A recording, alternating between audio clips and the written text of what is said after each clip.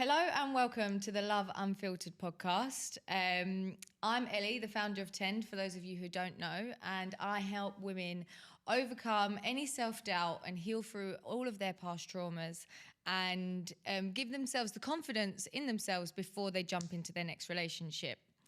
This podcast is all about helping you listeners to uncover any answers to your questions and really get a different perspective on love and relationship issues and anything that people have been through.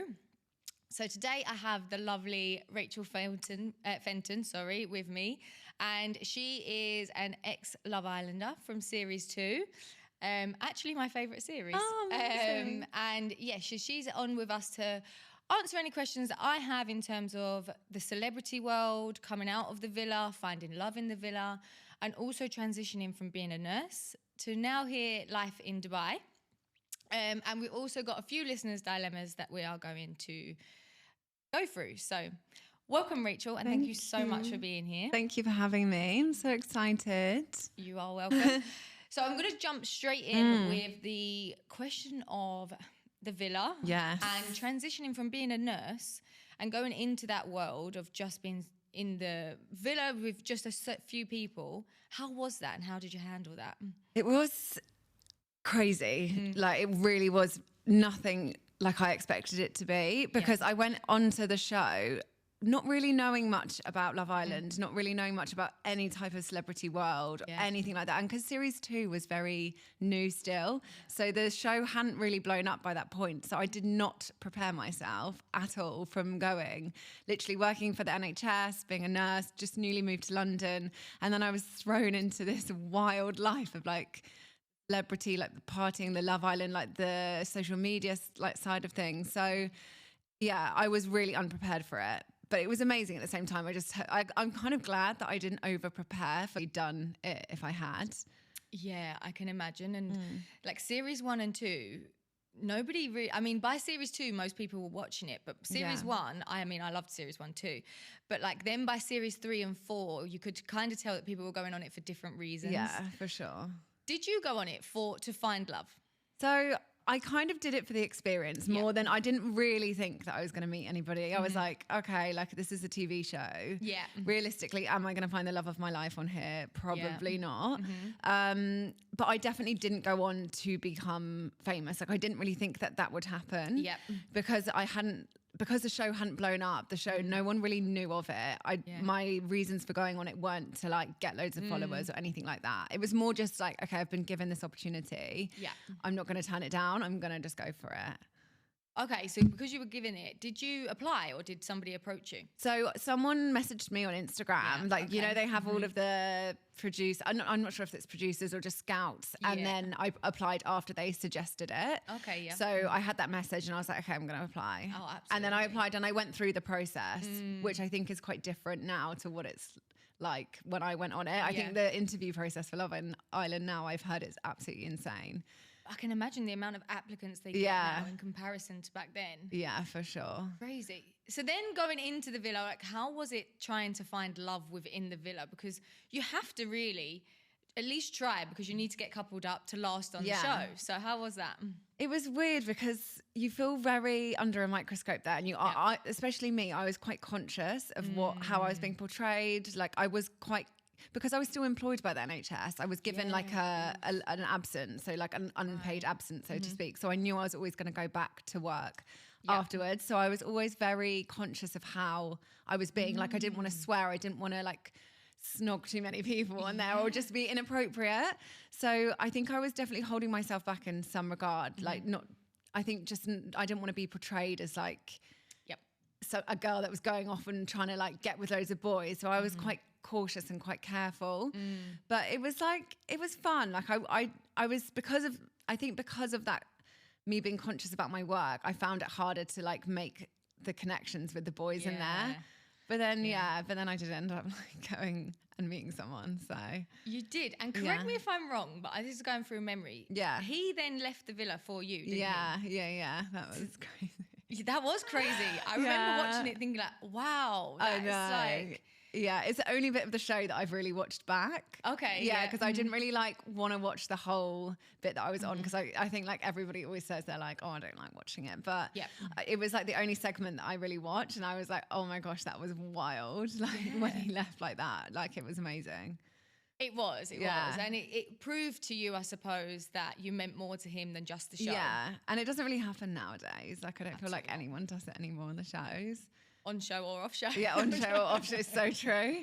Yeah, so I was like, that was amazing. And like, even when after that happened, like on that beach and he like ran off, it was all really dramatic and all of that stuff.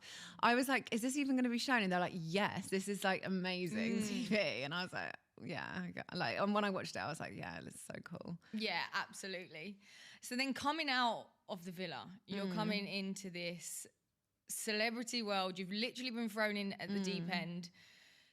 How was that for you? And what was the time period before you transitioned back into the NHS? So I had, when I went off work for the show, they gave me, I think it was like, I can't remember how many weeks. I think it was like 2 months or something like that. Because it's like, they have to give you the entire period that, because if I made it to the end of the show, I needed all of that time off. Fair. So when I came out the villa, I think I was only in there for like a few weeks. I had the rest of that time period off work. Yeah. So I still took it, and I was just kind of doing events, like going out, just like pushing the social side of it. And then I returned to work, I think, like after that leave had finished. So once the show finished, I pretty much went back to work. So it was only 2 months or something after, and it was weird, Yeah, of course. Like, what was that like going back into? So you've been in the party life, you're living this celebrity life. Everybody's like wanting a part of you, paparazzi and all of those things. To then go in, okay, I'm nurse outfit back on, I'm back into work. What was that like? The transition into that? It was really hard because I'd had no routine for ages. Like I was going out, I was partying loads. I was drinking a lot because like every event that you go to, there'd always be like champagne, like alcohol around. And yeah, just having like these late nights, and I had no routine set. And I was really craving going back because I didn't, as much as it was fun and it was like an experience, I really didn't like it that much. Yeah. Like I always felt like this pressure to be going to like every single event that I was invited to. And I was like, no, I have to. So to actually have that, no, okay, like I'm going back to work now. I'm going to be working these hours. Like I won't have the time. I was craving it so much. So I was quite happy to go back to work. Yeah. But the only thing was like, it was very difficult going back, and like patients would recognize you, and patients would be like, can I have a picture and all this stuff. And I had to be very careful. Like a few of the doctors there were like, no, you have to stop. Like you're not allowed to, like confidentiality, and in hospitals and stuff, it's quite strict. Yeah, I didn't even think about those things. So I was like very much like, even what I was posting on my Instagram after that, they were like, you have to be really careful. Like you shouldn't tell people which hospital you work at. Like just be very conscious. So that was hard, just to like relearn like how to, I suppose, like go back to nursing with like having a bit of a profile. Absolutely. And going back to nursing, it's not like a 9-to-5 job. You're in long extended hours of shifts. You don't know probably what you're doing on a day to day. So like even just going from no routine to these long hours must have been so difficult. Yeah, it was weird. But I was used to it though, because I was like, I think when you work in the NHS, you get so used to doing the long hours. Yeah. And I would do extra hours on top just to like, because the pay when I was like newly started nursing, my pay was shocking. Yeah. So you'd always work like these extra, they're called like bank shifts, and you'd work the extra hours. So you'd end up doing these weeks, which was like insane amount of hours. So I was kind of used to it, and I was like prepared for it. It was more just like, because I remember there were like brands and stuff that would want me to post for Instagram stuff, and I would genuinely bring these dresses. I would put them on in my lunch break, go outside the hospital, get my like friend to take photos of me in these dresses, like pretending I was like out and about shopping or whatever, then run back to the to theatre where I was working. And I was like, I just can't, this is just so unsustainable. Absolutely. It was really difficult. Like that part of it, like trying to balance both was hard. And I can imagine even like the monetary value. So like obviously you'll be doing a 13-hour shift, and then for a one brand post, especially back then, you would have surely got a lot more just for the brand post. Yeah, 100%. And like that's why I had to keep doing it, because I was like, this is it. Like the amount of money that I was getting for the post was just like incomparable to the to the money I was getting making like being a nurse. And I was very junior even at that point. I think I'd only been nursing for a few years. So like my pay was rubbish. So yeah, I wanted to carry on doing the post, but the content I was getting was rubbish because I couldn't genuinely like fit in time to going like girls now, like you see these influencers, they go out and they have everything set up for the perfect post, like all of the stuff. And I was just literally winging it and not creating great content for it, to be honest. But did you feel some amount of pressure in terms of how you were perceived in the public eye in terms of body image or any form of like, of course you're a nurse and you're working these 13-hour shifts. What if you were to come out of the hospital and paparazzi were to catch you off guard?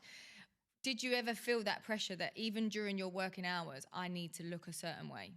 In a way, I think when people were recognizing me, I'd always feel like, oh, like, I don't know, I'd want to keep up appearances in terms of like how I looked. I remember when me and Rykard, when we came off the show, we went on, we were, I think it was like a paid brand trip or something we went on, and it was in Greece. And there were paparazzi pictures of me that came out a couple of days after. I had no idea they were there. We were just on the beach and I saw it in a magazine and everybody was like, is she pregnant? Is she pregnant? Because I was like, it was really unflattering, horrible photos, to be honest with you. And I was just there like in my bikini with him, like not posing, nothing like that. And they caught like awful angles, which like whatever.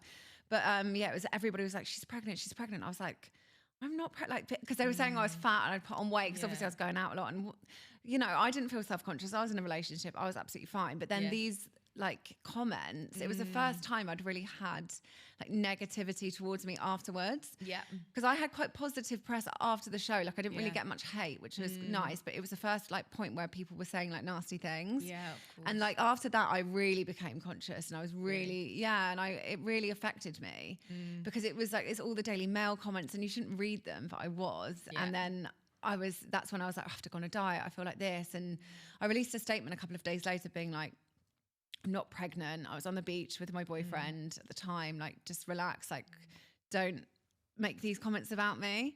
So that was hard.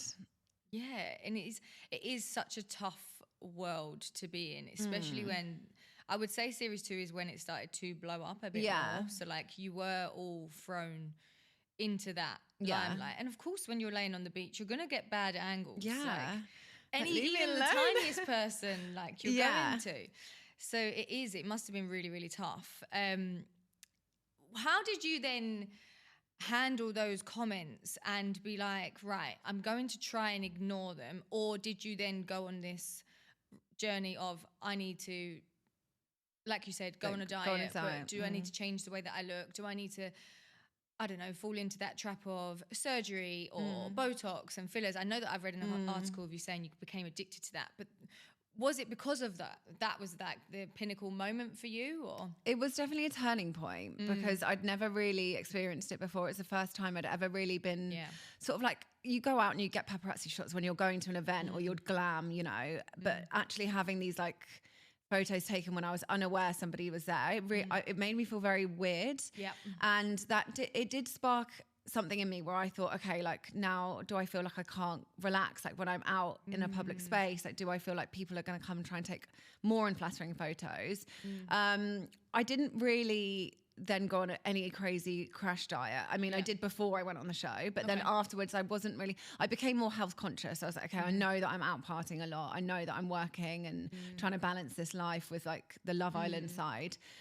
So I became more healthy, just went to the gym more. So I've never really wanted to surgically change my body. So I never was like, obviously I had offers from people like in Turkey, like the companies that they reach out to you and they're like, you can come and you can have this done and it's free, which is like obviously tempting, especially when you're young. I was only 23 and I didn't go down that road, which I'm really happy about now, obviously, but definitely the fillers and the Botox. I was offered free fillers all the time, free Botox all the time, and I'd just go to every single different clinic that offered me, and I'd get more and more and more, and it got to a point where I was like, only last year was when I dissolved my lip fillers, and I'm so happy I did it because I just built up just like constant, and it is addictive. Even my friends were like, you don't need any more filler, like look at your lips, they're huge. And I just didn't see it. I was like, no, they're small, and wanted more and more and more. And because it's free, it's like so addictive. You're just like, okay, I'll just go and do it. Yeah. And is that because you were maybe comparing yourself to others around you or people that were on the show as well, or just because you're now in this different world? Yeah, I think I think you see all these beautiful people around you all the time. You're going to these events, there are celebrities there, and you're like, I need to make sure that I look a certain way to fit in. And because I wasn't from that world, like my background was just nursing, like I was a nurse, and I'd never really been around that celebrity, that glamorous life. Like obviously I liked getting glam, going out with my friends, so it's completely different. So I think it's just like, it is pressure at the end of the day. Absolutely. And I think it would be very difficult unless you'd grown up in that world. It's very difficult to then be thrown in and not fall into the comparison trap. Yeah. I mean, all of us do anyway, through social media and just watching things like Love Island, because there is a certain type of women that go on there, especially in the beginning, the first few series. It was so then you're looking at yourself and you're thinking, why don't I look like that? And not knowing that you guys have probably gone on these crash diets to get yourself into that. So true. It is just a society thing where we fall into it. And my clients, like, they're always coming to me and saying, and they feel insecure in themselves because of that. Do you feel like there could be something that celebrities and influencers can be doing to prevent your standard society girls from wanting to be like that, or falling into that trap, or wondering why they don't look like that?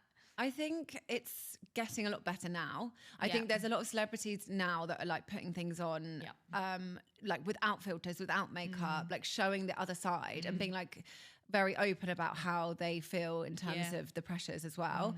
Back in the day, like 2016 when I was on the show, definitely wasn't like that.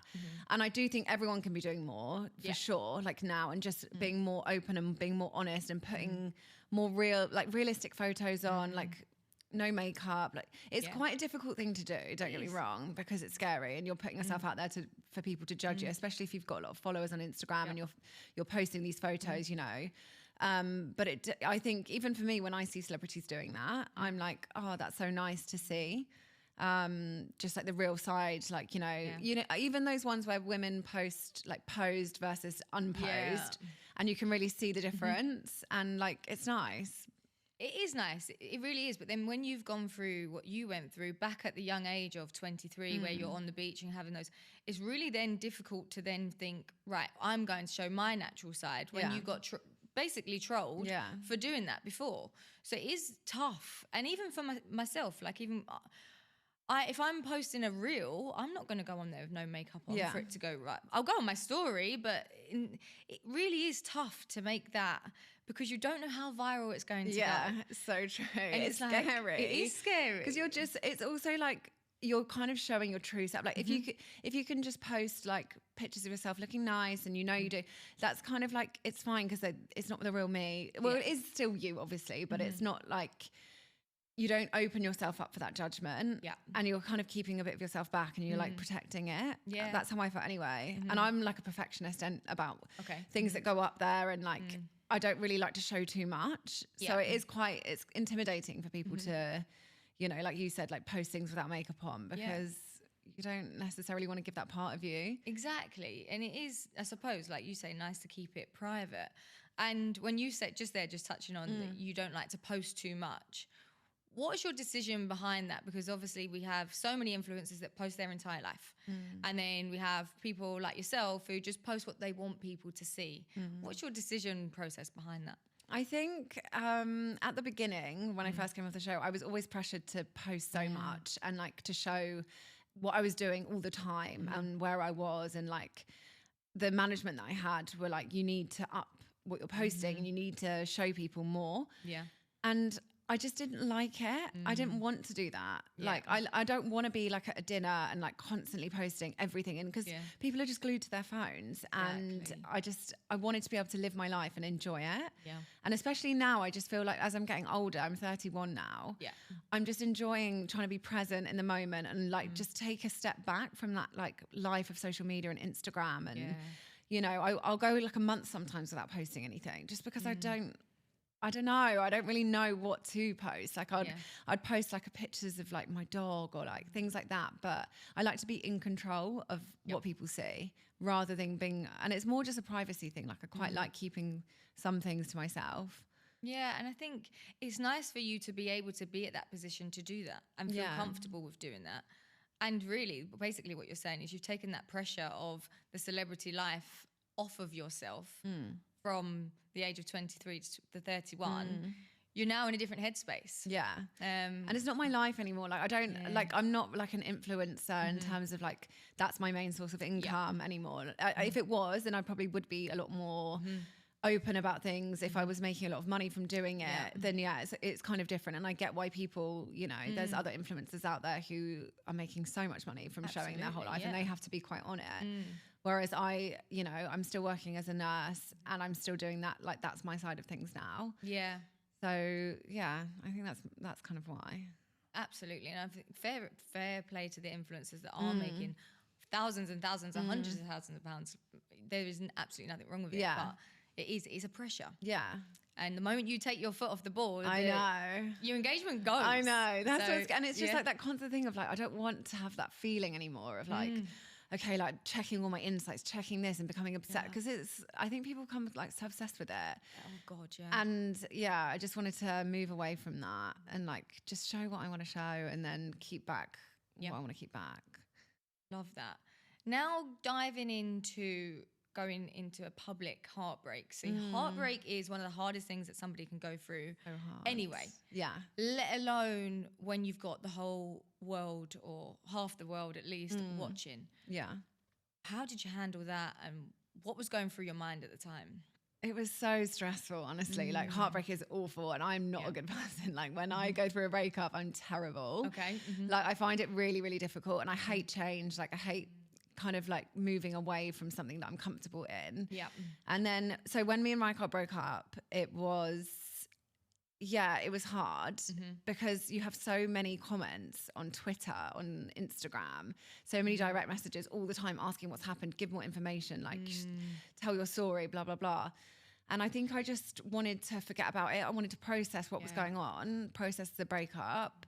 I moved out. I moved to a completely different, like I moved to London. I was living in Kent, moved to London. I was living on my own, just like with no one really around me. Like my family weren't there. I had friends, but it wasn't, I don't know, because I'd been in this life of like going out all the time and like the Love Island scene. Yeah. I'd kind of drifted apart from my friends. So I'd kind of like, I was on my own really. I felt very isolated. Yeah. And even though so many people are asking you, you still feel very lonely. So that was really hard. And I remember I was like with my parents and I was like, I'm going to have to announce that we've broken up. Yeah. And which is so sad really to have to like put a public thing out there to say that we're not together anymore. But I was like, I just feel like I owe it to people, which like I didn't really have to do anything. And I did, I put it on Twitter and that's when it's just like so many comments, so much like, I got a lot of hate for the message I put. I think everyone was like, it sounds like you're wishing him well in terms of like, you know how like football managers like leave a footballer or something like that. And I was like, oh, just leave me alone, like whatever. So yeah, I got like loads of people on Twitter saying stuff and yeah, it was just hard. Like I was processing something and trying to get through it and you get so many different comments from people and you don't want to hear it. You just kind of want to like hide away. Yeah, exactly. Like when you are going through a breakup, you do just need that time to process your own thoughts, let alone having everybody else's opinions that you don't even know. Yeah. And it's never always going to be positive. No. And you're always, especially in the limelight, most of it, people will go out their way to be negative rather than be positive. But you can't help but, especially again, you were still so young to take on those comments as if they were real and again, it could have an effect on your self-esteem and on your confidence. For sure. Do you feel like it did? I think so in a way, because I was like second guessing myself. I was like, oh, is it the right thing? Like, should I have left him? Like, maybe I should go back. Like all of those things that go through your head. And I was just navigating something like that because you're so impressionable as well. Like in your early 20s, I was anyway. You do read comments and it makes your head like spiral because like even going through a normal breakup without any of that pressure is hard and you always second guess yourself. Absolutely. So doing that with a million people like making comments about oh it's the wrong thing, it was the right thing, and I think at one point I just deleted it. I think I deleted Twitter and I was like, I'm not going to read anymore. You have to be really strong, even though it's addictive. You're like constantly like, okay, I'm going to read this, I'm going to read that. But in terms of my self-esteem, I was second guessing myself all the time. And I was like, I'm never going to meet anybody. I'm never going to find anyone, like the classic. So yeah, for sure it did. And that is such a classic because then, so even if you had like, and you start to think of the good memories. Yeah. So that's when you start to second guess yourself and then you're like, right, okay. And then you fall into that, well, that's it now. I'm never going to find anyone. So shall I go back? Did you ever go back or was there a period where like you would see him because you were again still in that same world? We were like, we definitely had a bit of back and forth like after we broke up. I think like everyone does, don't they? It's one of those things, but we did for a bit and then after a while we were just like, it wasn't long, I think it was like a few months, and then after that we were just like, no, we need to separate. And then I ended up meeting someone else quite quickly after, but I don't know. I think, it wasn't the right person. It was like, you felt a pressure to stay together, I think as well. Like even before like we broke up, like I think the relationship had actually ended like a lot longer before. Like, you know how girls always say it, they're like, we know like when it's kind of the right time to go, but it always ends up being extended for a period of time. But I think because of the public and the pressure and the fact we were on the show and we kind of came as a couple, that definitely kept us together longer than we should have been. It is funny how women, and I think it's mainly women that do this. Men, I don't know, you can correct me if I'm wrong, but mainly women, we've made the decision in our mind, but we just need to make sure it's correct. So we keep going in this relationship that we don't want to be in or situationship, whatever it is, just for the pure fact of, one, I don't know, we're too scared to say. Yeah, I think it is. And for me, like, I think it's a change. I was like, I don't want, but then I feel like we just know, like we know a lot sooner than the boys do.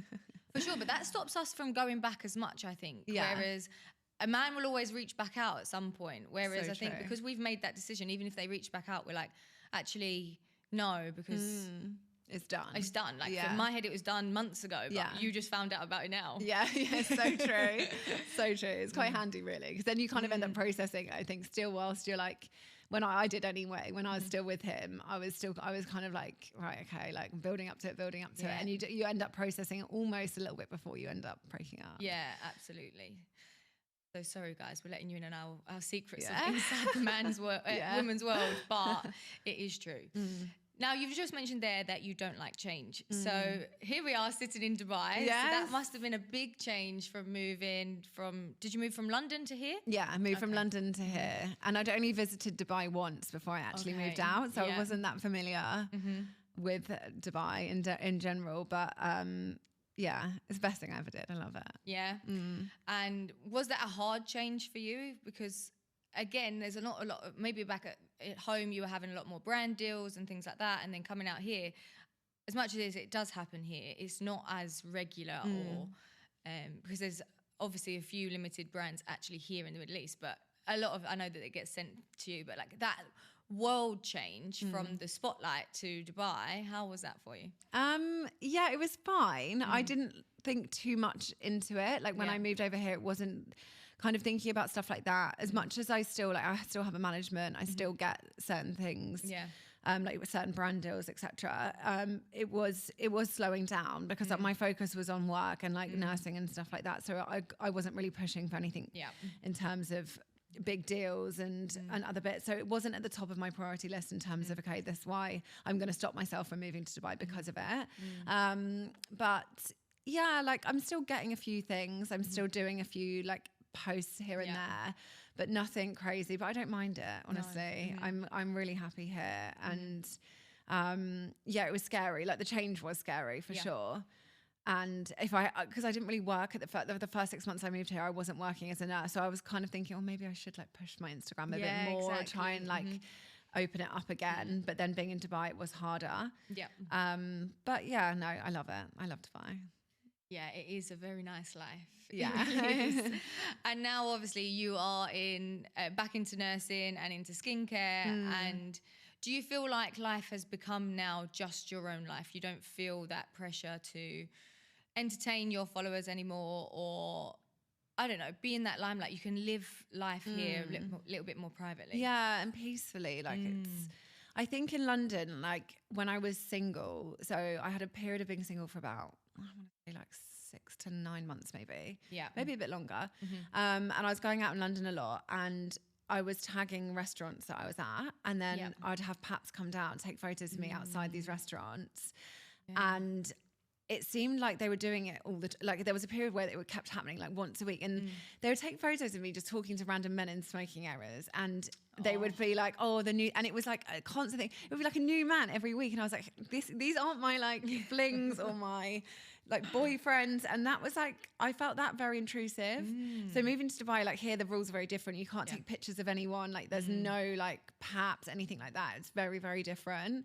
So in that work, like I feel like here is very private. Like you can live very peacefully. You don't worry about things like that happening. I'm not saying that like perhaps following me down the street all the time or anything like that, but there was a period where that was happening quite often, and it really started to like get on my nerves. So in terms of that, it's really nice to be here and like have that privacy. That absolutely must have been so draining. And it is true. I actually forget that you cannot take pictures here. Yeah. And there is so many rules. And it is that's a nice place. And the thing is here, there is different celebrities that live here, lots of different influencers. So if there was paps everywhere, and it's such a small place really, and everybody goes to the same restaurants, I mean, as much as there's hundreds, but if the same type of restaurants, it would be crazy for everyone. Yeah, I didn't think about that, but it is. It's nice. Quite, it's nice. And nice and protected. Yeah. And like, even when I go back to England now, I feel more nervous going to London, and like I'm just a bit more like paranoid about, don't know, I think Dubai is a bit of a bubble. That's the only negative I'd say, because when I go home I just feel more paranoid, a bit more on edge. Not so much because of like paparazzi or anything like that, but just London's scary now. Yeah, I don't like it. No, I agree. And I think it's terrible to say, but here, like I could walk, we could walk down the street 3 o'clock in the morning and not even bat an eyelid. Like I walk through Dubai Hills, I'm telling people where I live now.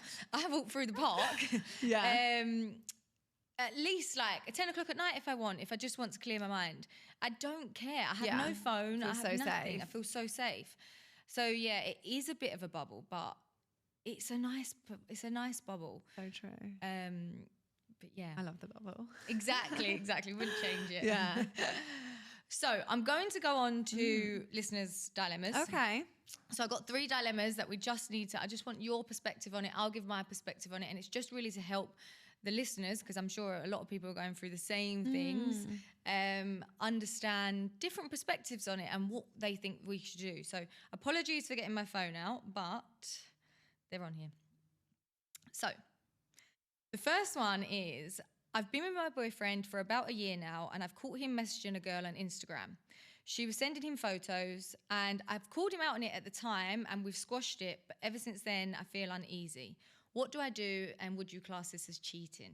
No, I don't think that's good No. at all.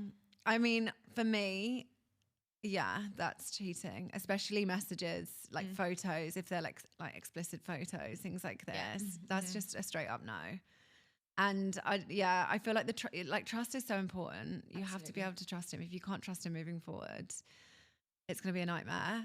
Exactly. And I think, obviously it depends on the messages and it depends on the content of the photos. It depends who the girl is. Is it her friend? Yeah. But still, the fact that you're even doubting it and you're feeling uneasy, I think that you don't trust them anyway. Yeah. So if this is the first thing and it's a friend and you don't trust them, then maybe it's something that you look within and say, right, do I need to work on my trust issues?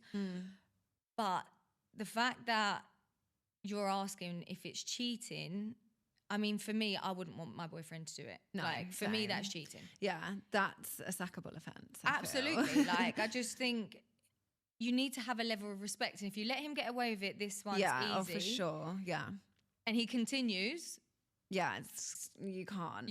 And also it's going to make you so paranoid. Like you're going to want to go down his phone again. I'm sorry. Like if you've seen that happen once, there's no way you would be able to like see his phone on the side and not want to pick it up and look again. Yeah. And that's just like, it will get unhealthy, you know? No, I agree completely. So for me, I would say Sackable offence, but if you want to give one more chance, you give one more and that's it. If you see it again, absolutely he doesn't care for you as much as you want. Yeah, for sure. Okay, next dilemma is I'm in a relationship and very happy, but our sex life is non-existent. It makes me feel so insecure and I wonder, does he fancy me anymore? I can see myself with him for life, but my insecurities are really getting the better of me. And I'm not being funny, but a girl has needs. Is it a me problem? Should I end it? Help. Oh, I don't think it's a her problem. I think this is something, it depends how long you've been together as well. Does it say how long they've been in a relationship? No. But there's ways of like getting the spark back. I think sometimes it's about like making things interesting, making things fun again.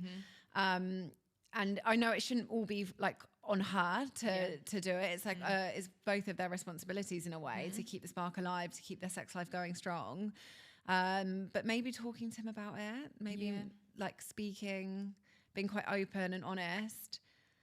I actually did see a statistic that said in 2018 this was, so imagine what it is in 2023, but in 2018, 30% of of people in their 30s were in sexless relationships. What? It shocked me. I was like, in their 30s. So people that are in their 30s are in sex 33%, and don't quote me, but I'm sure it's around that That's number. Really high. And it's really high, and it's like, why? I was questioning why. So if that gives you peace of mind as well, like to say that it's not just you, but of course it is going to make you feel insecure and you are going to doubt yourself. Like, we're so taught that men want to rip our clothes off and it's all the men should be sexually interested and invested. And I actually think it's not. No. I think speaking to my clients and people that are my friends, like, I think women have a higher sex drive than men in a lot of ways. And it's okay. Like, it's okay to want to have sex with your partner. Like, don't feel bad about it. I think it's really healthy. It's something that you should definitely try and like keep alive. But also don't feel bad about it. I think if you're not having sex as often, like, I don't think, you know, life happens sometimes, like stresses of work, like children, you know, there's so many different factors. But I think a nice, like an open, honest conversation would do wonders. Yeah. And also just doing something a bit spicy maybe one night. Yeah, exactly. Like, Spice it up. Spice it up. And if you have had the conversation and it's not making the change, you need to then consider for yourself, is this what I want for the rest of my life? And you do have to be open. You do have to have deep chats, and not just one, but multiple. But you need to really figure out for yourself what the worst thing that could happen is if it really damages your self-esteem to no return. Because then if it doesn't work out, you're going to bring that into your lifestyle, really. Yeah. So really have that open conversation, I think. Yeah, for sure. For sure. And you're right, life factors get in the way. But spice it up. Spice it up. Okay, third and final dilemma is I have broken up with my boyfriend about 6 months ago, but he reaches out every so often. We meet up, we have sex, and then we don't speak again. It hurts me, but I still want him to want me. What shall I do? How can I say no next time? Or is it okay to just keep doing this because I have no one else on the go? Oh, it's so hard, isn't it? Yes. It's so hard. I mean, like, my advice would genuinely be if you can continue doing this without any feelings involved, and it's purely just to have sex with him, and you can shut down like any other emotional attachment, then I think there's no harm. But if you're feeling bad after seeing him, or, you know, like you're still attached to him in terms of like an emotional connection and you're missing him, then you just need to stop. It's easier said than done, though. It really is easier said than done, but like she says there, that it hurts her. Yeah. And that is the most important thing. It's hurting her. So I just think, as much as no contact is the hardest thing you can do, it's the best thing that you can do for yourself. And I know that you want him to want you, but if he doesn't want you in terms of a relationship, why are you wasting your time? Yeah, for sure. You might not have anyone else on the go, but my saying is, if you're connected energetically to someone and keep going back, you're actually cutting yourself off 1,000,000%. meeting someone. Yeah. So if you really want a relationship and you want to meet someone, I think you're doing yourself a disservice by keep going back and hurting yourself. Yeah. And he's basically getting his cake and eating it. Yeah. And that's the worst thing. Yeah, you don't want to do that. No. I think I think no contact, like you said, I think that is the best way. It's really hard, but it's the best thing you can do. Yeah. I remember when I broke up with my ex, I wrote a list on my notes on my phone of all of the things I didn't like about him. And every time I'd think about him, I'd get it up and I'd read it. And it helped me so much. But every time I wanted to message him, I'd read the list. But no contact's the best way. I do think like going cold turkey. It is. It's the hardest thing. It's so hard though. But it is the best thing. And having a list is amazing. Yeah, it's so good. It worked wonders. Yeah, absolutely. Yeah. Because you get so sucked into the good things that you actually do forget the bad, especially when you're going through the emotions of it. Yeah, and you romanticize everything. And you think they're the best thing in the world. And it's so far from that usually. It is. And I think with women, especially women, we fall in love with the future that we planned for ourselves with that person. So when that future is taken away from us, it's like, oh my God, I'm never going to meet someone. But also, I'm never going to meet someone like that person, because then you focus in again, romanticizing all the good parts. So very good. So tip, having the list. That is a good tip. So Rachel, we're coming to the end of the podcast, and thank you so much for being a guest. Where can people find you? So I've got 2 Instagrams now. I've got my personal one, which is at Rachel Fenton 1, and then my new skincare page from Dubai is refresh with, and then I think a dot Rachel. Well, I'll keep them both in the show notes anyway. You. So ladies, if you're coming to Dubai, book in with Rachel for your skincare needs, or if you're based here anyway. And for myself, if you want to book in for one-to-one coaching and heal through any past traumas and rebuild your self-esteem, then you have everything will be in the show notes for me as well. But yeah, thank you so much. Thanks so much for having me. I went so